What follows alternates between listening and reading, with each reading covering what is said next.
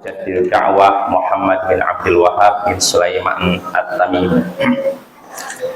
Ya, mudah-mudahan dengan ada kursi baru, semangat kita pun makin semangat baru ya. Belajarnya makin semangat, makin giat ya, makin serius. Ya, mudah-mudahan ya membawa berkah. Ya, terakhir kita masih di awal-awal yang dijelaskan oleh Syekh. Jadi Syekh masih membahas, kita bahas awal-awal perkataan Syekh. Jadi di sini Syekh sudah mulai menyinggung tentang bahwasanya orang-orang musyrik terdahulu mereka mengakui rububiyah Allah, mengakui tauhid rububiyah, mengakui bahwa Allah lah pencipta, penguasa dan pengatur alam semesta. Nah, tapi mereka tidak mengesahkan Allah dalam masalah uluhiyah. Ya, dalam masalah peribadatan, dalam masalah penciptaan, penguasaan, pengaturan semesta, mereka mengaku itu orang musyrik zaman dahulu. Tapi kalau dalam masalah ibadah, mereka tidak mengakui itu. Mereka menyekutukan Allah dalam masalah ibadah ketika lapang, tapi dalam keadaan sempit mereka benar-benar mengesahkan Allah semuanya, baik tauhid rububiyah maupun uluhiyah. Ya, kata Syekh ini, ya kita ulang singkat aja yang disebutkan Syekh. Saya langsung baca terjemahnya. Jadi kalau engkau yakin bahwasanya mereka mengakui demikian, mengakui bahwa Allah adalah pencipta, penguasa dan pengatur alam semesta, dan bahwasanya itu, pengakuan itu tidak memasukkan mereka ke dalam tauhid yang didakwahkan oleh Rasulullah. Jadi ketika mereka meyakini Allah lah pencipta, penguasa, pengatur alam semesta, ini tidak menyebabkan mereka masuk ke dalam tauhid yang diajak Rasulullah. Artinya tidak menjadikan mereka sebagai muslim, cuman yakin, kami yakin Allah pencipta, penguasa, pengatur alam semesta. Nggak cukup. Nah, kalau engkau sudah yakin demikian, dan engkau pun tahu bahwasanya tauhid yang mereka tentang yaitu tauhid dalam masalah ibadah, bukan dalam masalah penciptaan, penguasaan, pengaturan alam semesta. Ini tidak ditolak oleh orang-orang musyrik seperti Abu Jahal, Abu Lahab, Al-Walid bin Al-Mughirah dan semacamnya. Ya, yang mereka tentang bukan itu, tapi yang mereka tentang adalah tauhid dalam masalah ibadah. Artinya yaitu tauhid yang isinya kita hanya beribadah pada Allah. Nah, ini yang mereka tentang. Tauhid uluhiyah yaitu meyakini hanya Allah lah yang berhak diibadahi, hanya Allah lah yang berhak disembah. Inilah mereka tentang. Kalau yakin bahwa Allah pencipta, penguasa, pengatur alam semesta satu-satunya, nggak ditolak oleh orang-orang musyrik. Tapi ketika Rasul menyatakan beribadalah hanya kepada Allah, nah ini baru mereka tentang. Karena selama ini mereka ibadahnya pada siapa? Ya kepada Allah dan kadang kepada berhala-berhala. Ya, kepada malaikat, kepada jin. Nah, ini yang mereka tentang tauhid dalam masalah ibadah yang dinamakan oleh orang-orang musyrik di zaman kita dengan sebutan i'tiqad, keyakinan. Di zaman Syekh ya, mungkin zaman sekarang ada istilah i'tiqad juga. Sebagaimana mereka, lalu Syekh menyebutkan, sebagaimana mereka juga orang-orang musyrik zaman dahulu berdoa kepada Allah di malam dan siang hari. Nah, lihat tuh, orang-orang musyrik juga, jangan kita kira mereka doanya cuma kepada berhala. Mereka juga doa kepada Allah. Cuma di samping beribadah kepada Allah, di samping berdoa kepada Allah, mereka juga doa kepada berhala. Inilah makanya mereka disebut musyrik. Ya, disebut musyrik karena mereka menduakan Allah. Berdoa kepada Allah juga kepada berhala. Bernazar kepada Allah juga kepada berhala. Lalu Syekh menyebutkan contoh-contohnya, tsumma minhum man yad'ul malaikata li ajli salahihim wa qurbihim min Allah. Kemudian di antara mereka ada yang berdoa kepada para malaikat. Ada yang berdoa kepada para malaikat. Karena apa? Karena kesolehan malaikat dan juga karena kedekatan para malaikat dengan Allah. Jadi di antara orang musyrik zaman dulu ada yang berdoa, wahai malaikat tertentu ya. Ya walaupun kita nggak tahu Jibril atau apa, yang jelas mereka doa kepada malaikat dengan alasan apa? Para malaikat adalah makhluk yang soleh. hamba Allah yang soleh, dan mereka adalah makhluk yang dekat dengan Allah. Ya tidak? Kalau dibandingkan kita, dekat siapa? Malaikat kan? Karena malaikat tidak pernah maksiat. Ya, kalau kita sering maksiat, ya kan? Nah, jadi di antara orang-orang musyrik zaman dahulu ada yang berdoa kepada malaikat karena kesolehan mereka dan kedekatan mereka dengan Allah. Tujuannya apa? Liyashfa'u lahu, supaya para malaikat ini memberikan syafaat kepadanya, kepada orang yang berdoa ini.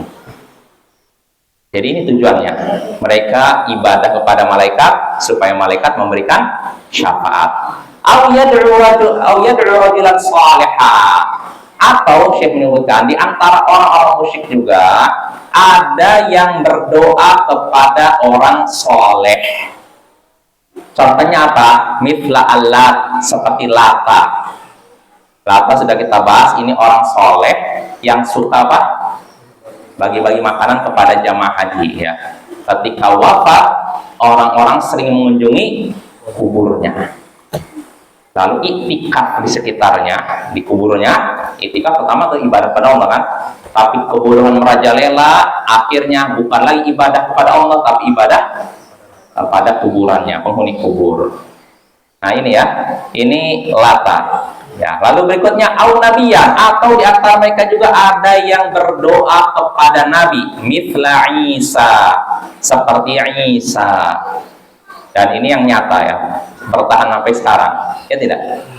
Kalau yang berdoa kepada Lata ada nggak sekarang? Saya yakin nggak ada ya. Udah, Latanya udah hancur. Maksudnya patung Lata kan udah nggak ada kan?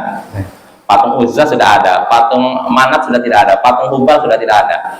Tapi orang yang berdoa kepada Nabi Isa ada tidak? Ada, dan banyak mereka ya. Nah ini ya, di antara mereka ada yang beribadah berdoa kepada malaikat, ada yang kepada orang soleh, ada yang kepada Nabi. Wa arafta anna Rasulullah sallallahu alaihi wasallam qatalahum ala hadza syirk. Dan engkau tahu bahwasanya Rasulullah memerangi mereka karena kemusyrikan ini. Artinya tidak dibeda-bedakan. Kalau ada orang yang berdoa kepada malaikat, dibiarkan, tapi doa kepada pohon diperangi. Nah, seperti itu. Nabi tidak pernah beda-bedakan. Kalau ada orang yang doa kepada malaikat, doa kepada tadi siapa? Orang soleh, doa kepada para nabi, semuanya dianggap musyrik dan diperangi. Jadi tidak dibeda-bedakan. Nah ini ya. Jadi jangan mentang-mentang ibadahnya kepada orang soleh, oh berarti nggak apa-apa lah itu, dibiarkan. Tapi kalau ibadahnya kepada pohon keramat, baru diperangi. Nggak seperti itu. Siapapun yang melakukan syirik, siapapun yang menyekutukan Allah, maka dia musyrik dan pantas untuk diperangi ya. Tentu diperangi ini kalau ada apa ya, seperti Rasulullah kan punya kekuasaan ya. Kalau orang nggak punya kekuasaan nggak boleh ya. Lalu kita lanjut. Dan engkau tahu bahwasannya Rasulullah SAW memerangi mereka semua karena kesyirikan ini, kemusyrikan ini. Wada'ahum ila ikhlasil ibadati lillahi wahdah. Dan Rasulullah SAW mengajak mereka untuk memurnikan ibadah hanya kepada Allah, bukan lagi kepada malaikat, bukan lagi ibadah kepada jin, bukan lagi ibadah kepada orang soleh, bukan lagi ibadah kepada batu tertentu, bukan lagi ibadah kepada pohon tertentu. Nah, ibadah hanya kepada Allah, murni hanya kepada Allah. Nah ini tugas Rasulullah kan. Kama qala ta'ala, sebagaimana Allah berfirman, wa annal masajida lillahi fala tad'u ma'allahi ahada. Dan bahwasanya masjid-masjid itu adalah milik Allah, maka janganlah kalian menyeru seorang pun di dalamnya bersama dengan Allah. Jadi masjid ini adalah milik Allah, maka jangan sampai ada di dalam masjid orang yang manggil, wahai Syekh Abdul Qadir Jailani, berilah aku syafaat. Atau wahai Rasulullah, berilah aku rezeki, berilah aku pertolongan. Ini masjid milik Allah, masa digunakan untuk menyekutukan Allah. Nah ini parah. Kemungkaran yang lebih parah Bapak, maaf daripada nih ya, kalau saya memberikan contoh, maaf nih, orang buang air besar gitu. Kalau kita nyaksikan ada orang buang air besar di masjid, apa reaksi kita? Marah. Kata kayak mau sudah pukul kan? Nah, kalau ada orang doa kepada selain Allah di sini, nah, berarti menunjukkan akidah kita masih belum lurus, tauhid kita masih bermasalah. Menyaksikan orang melakukan ini mengotori masjid, ya kotor secara fisik kan kita marah, tapi kotor secara maknawi kita tidak marah. Padahal berbuat syirik itu lebih besar dosanya daripada buang air besar di masjid. Walaupun itu dosa kan, dosa besar kan, tapi beda. Yang satu menyekutukan Allah itu dosa yang sangat besar. Ya, maka Bapak, kalau kita misalkan menganggarkan dana untuk membersihkan masjid dengan mengepel apa, harusnya kita juga menganggarkan masjid supaya bersih dari syirik, bid'ah dan maksiat. Ya, ini harus lebih diutamakan. Ya, jadi kalau kita jadi pemimpin, dahulukan itu, ya, dibandingkan pemberantasan apa penyakit lainnya, ya korupsi dan semacamnya. Bukan berarti korupsi boleh Bapak ya. Boleh nggak korupsi? Nah, boleh lah korupsi dosa besar ya. Pertanggungjawabannya berat. Tapi perlu kita ketahui syirik lebih besar lagi dosanya daripada korupsi. Ya, kita kembali lagi. Jadi di sini Allah menyatakan bahwasanya masjid itu milik Allah, ya, bukan milik manusia, bukan milik orang, ya, milik Allah. Maka jangan kalian menyeru seorang pun bersama dengan Allah di dalamnya. Ya, wa kama qala ta'ala, dan sebagaimana firman Allah Ta'ala, lahu da'watul haq walladzina yad'una min dunihi la yastajibuna lahum bisyai'. Milik Allah lah doa yang benar. Doa yang benar hanya dipanjatkan kepada Allah, dan sembahan-sembahan selain Allah dan orang-orang yang menyeru selain Allah, apa yang mereka seru itu tidak bisa mengabulkan mereka sedikit pun. Jadi Allah katakan hanya milik Allah doa yang sebenarnya. Artinya kalau kita mau berdoa, doanya pada Allah. Doa itu artinya apa Bapak? Memanggil sebenarnya kan? Ya fulan, itu doa asalnya. Tapi biasanya kalau doa itu selain memanggil, kita memiliki apa? Permintaan. Kalau sekedar manggil aja nggak dianggap doa. Karena kalau dalam bahasa Arab Bapak, da'a yad'u artinya bisa mengajak, memanggil. Bisa juga artinya berdoa. Jadi kalau sekedar manggil aja nggak dianggap doa. Jelas ya? Nah, saya manggil seorang nih. Fulan, sini. Ini secara bahasa doa yang manggil dia kan. Tapi bukan doa menurut syariat. Kalau menurut syariat doa itu artinya memanggil sambil meminta. Nah, itu baru namanya doa, ya. Maka kalau seorang memanggil orang hidup, tentu saja tidak akan dianggap doa kan? Apalagi dia tanpa disertai permintaan. Nah, yang dianggap doa itu ketika seorang manggil orang mati. Ini apa sekedar memanggil? Mungkin nggak memanggil. Saya yakin nggak. Ketika manggil pulang, tolonglah ini saya punya hutang nih bagaimana? Dia manggil-manggil. Nah, ketika dia manggil orang mati, pasti punya keyakinan orang mati ini minimal bisa dengar. Plus ada tambah, setelah bisa dengar dia juga bisa membantu. Nah, ini udah syirik ini, Bapak ya. Nah, ini bahaya Bapak ya. Yang seperti ini syirik yang harus kita bersihkan dari negeri kita ya. Jadi Allah katakan milik Allah lah doa yang sebenarnya, dan orang-orang yang menyeru selain Allah dan sembahan-sembahan yang mereka seru selain Allah tidak bisa mengabulkan permintaan mereka sedikit pun. Nggak bisa. Siapapun selain Allah nggak bisa mengabulkan permintaan kita. Nggak kuasa. Apakah baik itu orang hidup, apalagi orang mati ya. Maka rugilah orang yang meminta-minta kepada orang mati ya. Justru orang matilah yang butuh bantuan kita ya, bukan kita yang butuh bantuan orang mati ya. Kita lanjut, kata Syekh sini, wa tahaqqaqta anna ar-rasula qatalahum liyakuna ad-du'a'u kulluhu lillah wa nadru kulluhu lillah wa dhabhu kulluhu lillah wal istighathatu kulluhu lillah wa jami'u anwa'il ibadati kulluha lillah. Dan engkau sudah yakin, sudah memastikan bahwasanya Rasulullah Sallallahu Alaihi Wasallam memerangi mereka supaya doa itu semuanya hanya untuk Allah. Dan supaya nazar itu semuanya untuk Allah. Penyembelihan binatang semuanya hanya untuk Allah. Istighosah, minta pertolongan semuanya ditujukan kepada Allah. Dan semua macam ibadah itu hanya ditujukan kepada Allah. Jadi kata Syekh, Rasulullah memerangi mereka. Mereka itu siapa? Musyrik tadi. Musyrik yang berdoa kepada siapa tadi? Malaikat. Terus musyrik yang berdoa kepada orang soleh, lalu musyrik yang berdoa kepada Nabi. Ya, Rasulullah memerangi mereka semua. Supaya apa? Supaya doa mereka tuh hanya kepada Allah. Supaya nazar mereka, nazar tuh berjanji dengan dengan dikaitkan dengan permintaan tertentu, ini hanya kepada Allah. Rasulullah memerangi mereka juga supaya penyembelihan binatang hanya untuk Allah, bukan untuk jin, ya. Bukan untuk jin. Dan Rasulullah juga memerangi mereka supaya istighosah mereka, permintaan tolong mereka hanya kepada Allah.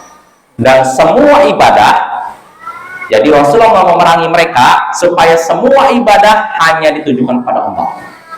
Nah ini Rasul, ya. Jadi Rasulullah ketika memerangi bukan semata-mata karena dunia, ya, tapi karena alasan ini. Alasan apa? Mengesahkan Allah. Jelas Bapak ya?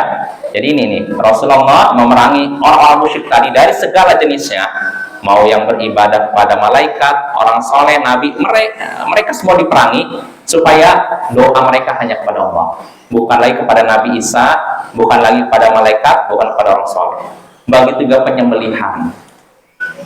Ya makanya Nabi sendiri pernah menyatakan la'anallahu man dzabaha li ghairillah.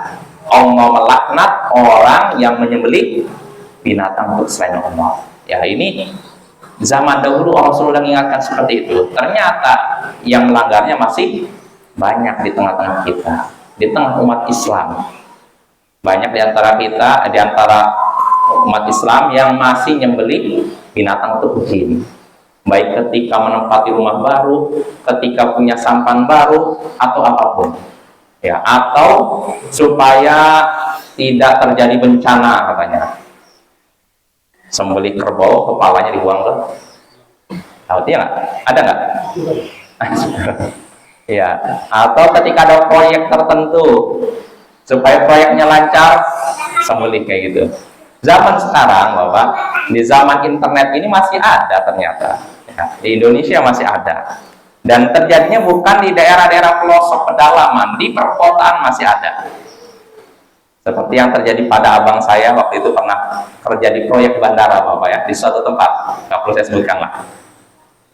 Kerja di proyek bandara di suatu tempat. Jadi ketika itu ada bangunan milik Jepang yang dibangun di masa Jepang. Nah karena proyek bandara ini kan ingin semuanya diperbaiki kan, bangunan lama ingin diruntuhkan, lalu dibangun dengan bangunan yang baru. Nah akhirnya apa? Pimpinan proyek memutuskan bangunan lama diruntuhkan. Nah, akhirnya diruntuhkanlah dengan alat berat itu. Tapi apa yang terjadi? Ketika bangunan itu runtuh, semua pekerja yang di situ kesurupan semua. Kecuali abang saya. Kesurupan semua. Tiba-tiba teriak, ada yang ngomong bahasa Jepang, ada yang bahasa Inggris, ada yang semua bahasa macam-macam. Bingung. Nah, pemimpin proyeknya datang situ bingung, gimana nih?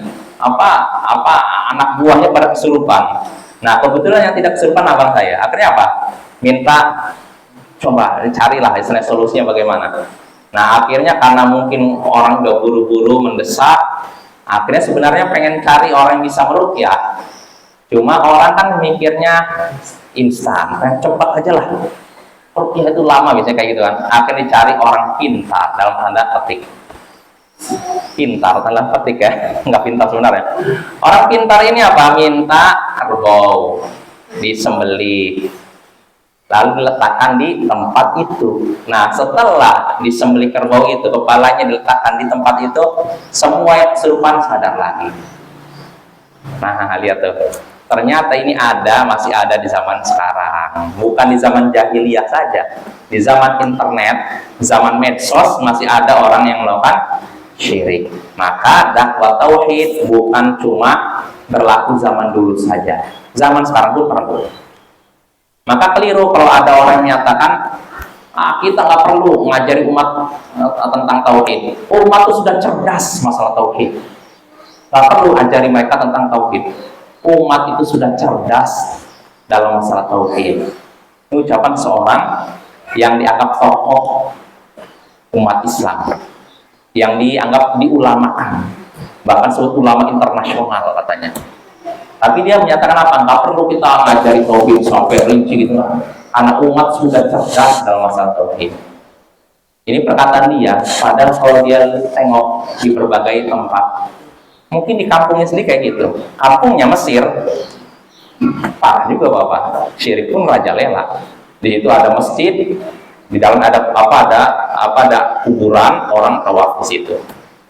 Kampungnya beliau ini di Mesir aja kayak gitu. Maka bagaimana bisa beliau mengatakan umat sudah paham dengan masalah tauhid, sudah cerdas, nggak perlu diajari tauhid? Yang nggak usah jauh-jauh ke Indonesia, di kampung halamannya aja syirik masih merajalela, apalagi di negara-negara lain, apalagi negara ini, di negara yang terutama ketika umat Islam minoritas, di tengah orang-orang musyrik, orang-orang kafir asli. Nah, bisa jadi yang namanya syirik lebih besar, lebih merajalela ya. Maka Bapak, ini penting, masalah tauhid, bukan mengajarkan tauhid bukan cuma di era, di zaman istilahnya apa, setelah jahiliyah atau setelah era para sahabat. Enggak, zaman sekarang justru lebih penting kita ya, karena di zaman para sahabat akidah masih terjaga. Di zaman sahabat terjaga, tabi'in juga begitu. Tapi setelah-setelahnya itu loh, syirik merajalela. Belum lagi pengaruh ilmu kalam, ilmu filsafat, tasawuf sudah mulai terjadi banyak penyimpangan ya. Makin kesini justru kita belajar tauhidnya harus makin rajin ya. Karena apa? Yang namanya syubhat makin merajalela Bapak ya. Jadi kalau kita nyaksikan internet ini, ya ada manfaatnya tapi banyak sampahnya, isinya syubhat banyak di internet. Maka Bapak jangan sampai kita, kalau kita bayangkan internet itu seperti laut luas, jangan sampai kita masuk ke luas tanpa bawa lampung, tanpa bawa sampan, tanpa bawa bensin. Tawakal kepada Allah langsung, nggak bawa bensin gimana deh, tenggelam. Nah begitu pula kita masuk ke dunia internet itu, Masya Allah itu isinya macam syubhat, syahwat merajalela situ. Sampai-sampai saya nggak tahu, nggak ngira, saya nggak sengaja dulu, udah 10 tahun lebih. Saya pikir nggak ada orang yang meyakini bahwa Rasulullah tahu perkara gaib. Kalaupun tahu mungkin orang yang baru masuk Islam, saya pikir gitu kan. Ternyata saya nggak sengaja buka internet, ada sebuah website, ini website kaum sufi. Katanya Rasulullah tahu perkara gaib. Ngeri sekali. Sedangkan Allah sendiri sudah berfirman dalam surat An-Naml, "Qul la ya'lamu man fis samawati wal ardil ghaiba illallah." Katakanlah wahai Rasul, tidak ada satupun di langit dan di bumi yang mengetahui perkara gaib kecuali Allah. Nggak ada di langit di bumi, nggak ada yang tahu perkara gaib kecuali Allah. Tapi mereka sampai bikin pernyataan Rasulullah nggak tahu perkara gaib. Saya kata, astagfirullah, ternyata ada juga perkara yang batil, super batil ini, ternyata ada juga yang meyakininya. Bayangkan di zaman sekarang, zaman internet. Makanya kalau memang kita tidak punya bekal, nggak usah masuk internet kecuali seperlunya saja. Untuk dakwah, untuk menyebarkan ilmu, udah cukup. Nggak usah kita masuki website-website yang bermasalah. Website orang Syiah misalkan, saya penasaran, lihat seperti apa sih perkataan orang Syiah, sudah iseng-iseng aja, akhirnya masuklah syubhat orang Syiah ini. Lihat ya. Atau websitenya seperti ini, para penyembah setan, kan ada kan ya? Ada itu. Hati-hati. Pernah terjadi di Arab Saudi, seorang suami sampai memakan istrinya, membunuh istrinya dengan digigit gara-gara itu.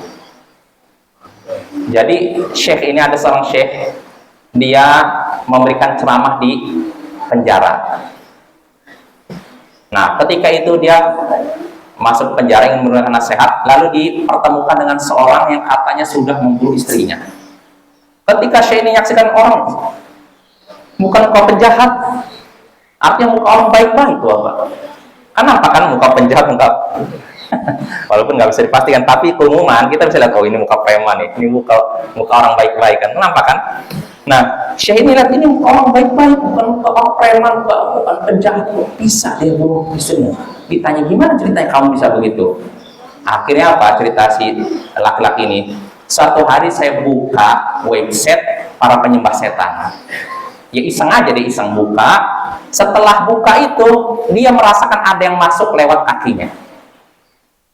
Ada yang masuk lewat kakinya, entah gimana gitu. Nah sejak itu pula dia ibadah tuh jadi kurang, nggak konsentrasi lagi, sudah nggak fokus lagi. Gara-gara buka itu website para penyembah setan itu, ibadah udah nggak konsentrasi, nggak khusyuk seperti dulunya, sehingga akhirnya puncaknya di suatu malam dia langsung menghabisi istrinya sendiri dengan digigit.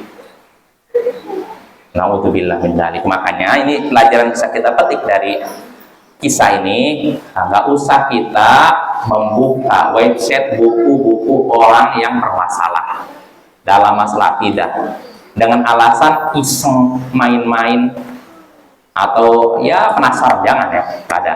Kalau kita mau masuk itu dengan niat untuk membantah apa-apa, tapi yang membantah ini harus berilmu ya. Adapun orang yang belajar aja masih pas-pasan, ilmu masih pas-pasan, jangan masuk website seperti itu, karena apa yang dilihat nanti nempel sini. Kalau orang nggak punya ilmu, nanti itu susah membersihkannya, Bapak ya. Syubhat itu mudah nempel. Maka jangan kita isi kepala kita dengan racun-racun, ya. Isi dengan yang baik-baik ya. Karena sekali lagi kalau di internet semuanya ada, Bapak ya. Dari A sampai Z kesesatan ada ya. Maka tugas kita nggak usah kita buka itu, kalaupun buka seperlunya, sekedar memenuhi kebutuhan kita, setelah itu udah tinggalkan ya, nggak usah terlalu dalam-dalam di internet ya. Kita kembali lagi. Jadi itulah tauhid Rasulullah memerangi orang-orang musyrik zaman dulu supaya ibadah hanya kepada Allah, semua ibadah hanya kepada Allah, dan semua doa hanya kepada Allah, semua nazar hanya kepada Allah, semua penyembelihan binatang hanya kepada Allah. Lalu kata Syekh, wa'arafta anna iqrarahu bitauhidi rububiyah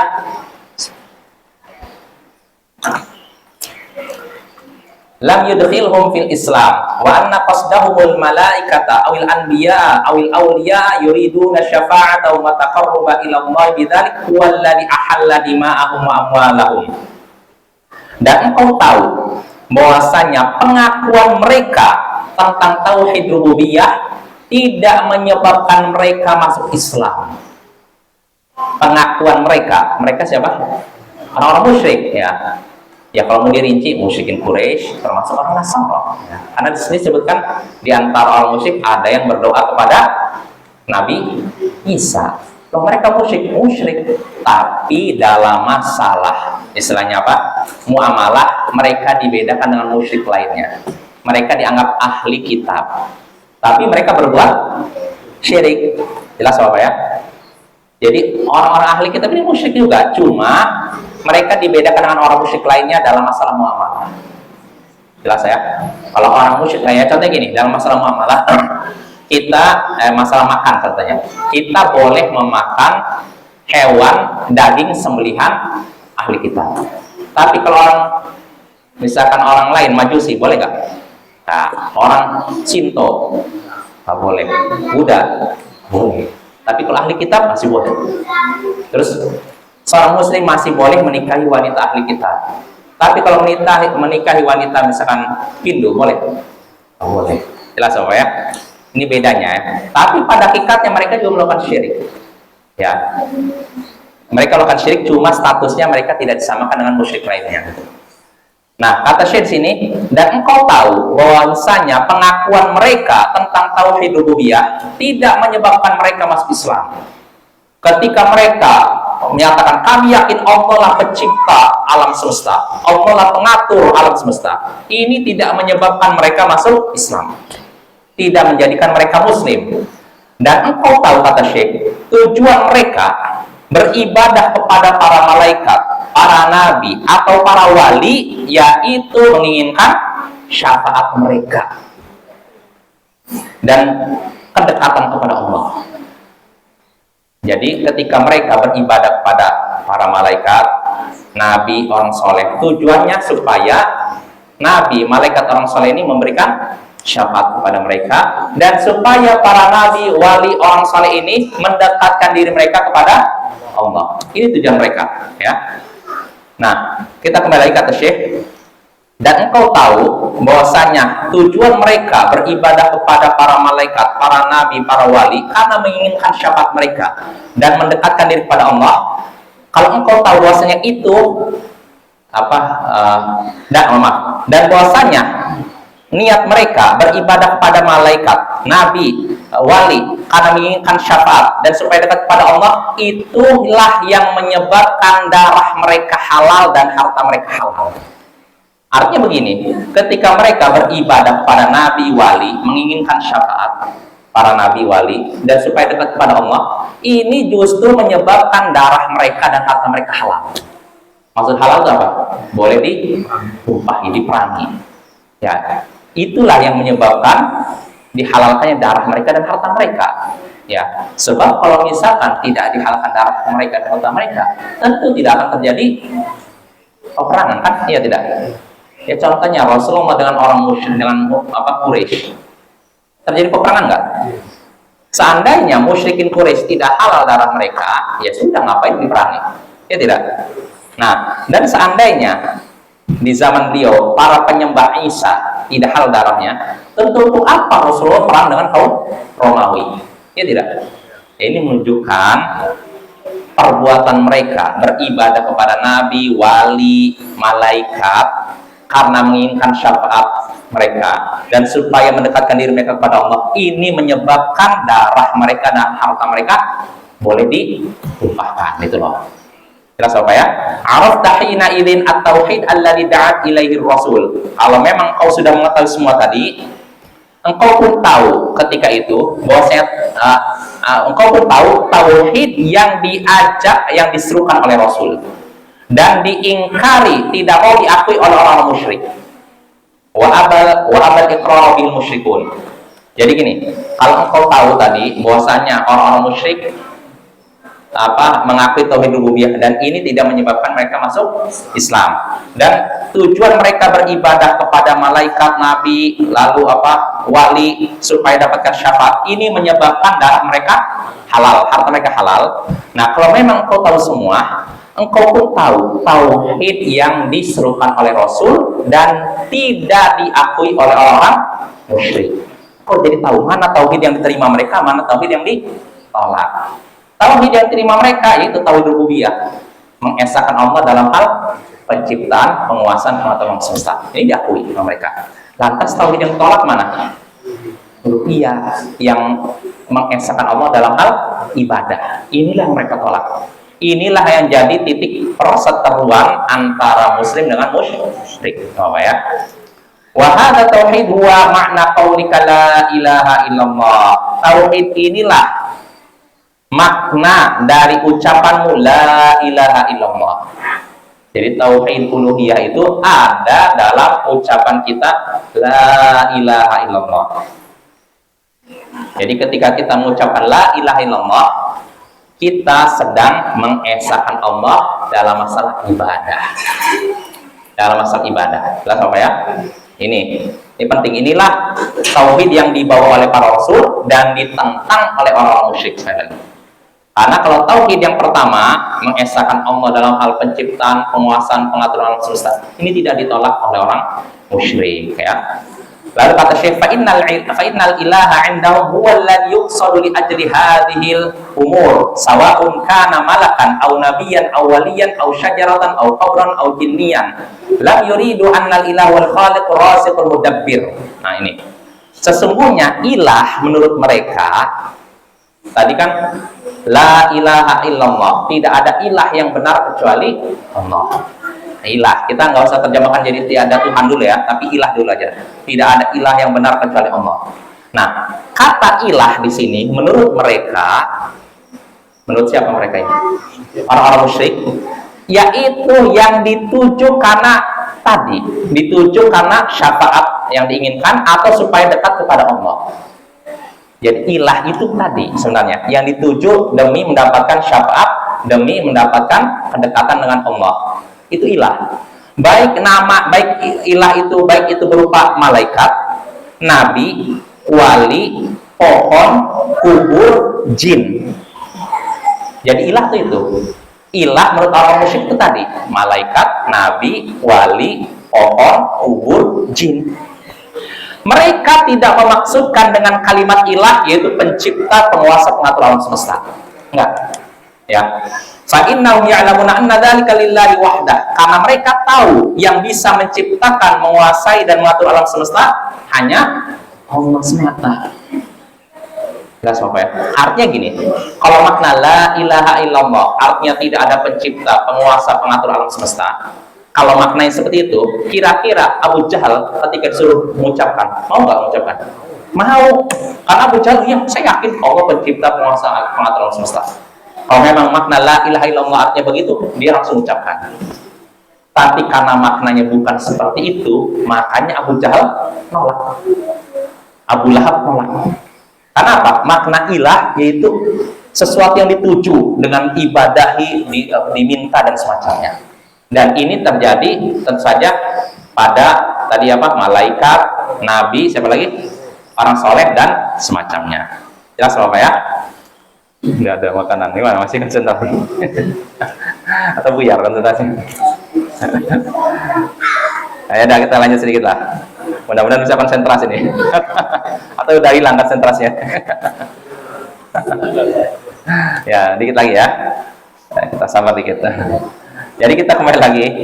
Ya, makna ilah menurut orang-orang musyrik yaitu sesuatu yang dituju karena untuk apa? Demi mendapatkan syafaat. Itu. Ya, jadi yang namanya ilah itu bukan pencipta, penguasa, pengatur alam semesta, tapi sesuatu yang diharapkan bisa memberikan syafaat, bisa mendekatkan diri kepada Allah. Berarti ilah ini contohnya apa? Ya tadi, malaikat, nabi, wali, kubur, jin. Nah ini yang terjadi pada orang musyrik. Makanya Nabi bantah mereka. Enggak seperti itu. Mereka semua pada akhirnya bukan ilah. Mereka semua ilah, tapi ilah yang salah. Ilah yang benar hanya Allah. Ini makna la ilaha illallah.